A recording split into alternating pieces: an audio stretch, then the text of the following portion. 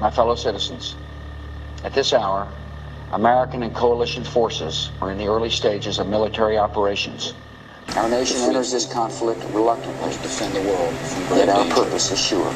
On my orders, the people of the United States and their friends and allies will not live at the mercy of an outlaw regime that threatens the peace with weapons of mass murder.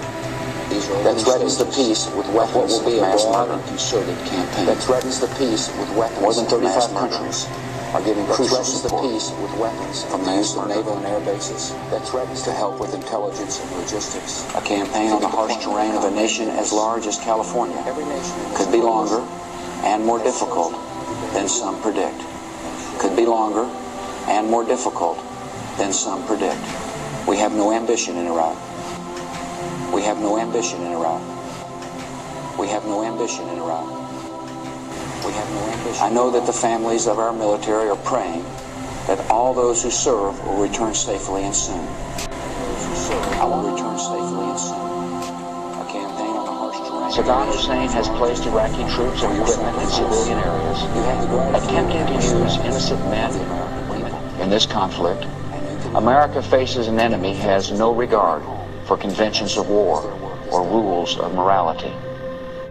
A final atrocity against his people. I want Americans and all the world to know that coalition forces will make every effort to spare innocent civilians from harm.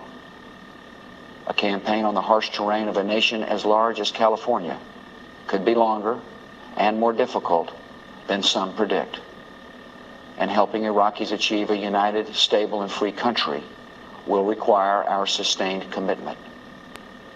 We come to Iraq with respect for its citizens, for their great civilization, and for the religious faiths they practice. We have no ambition in Iraq except to remove a threat and restore control of that country to its own people. I know that the families of our military are praying that all those who serve will return safely and soon.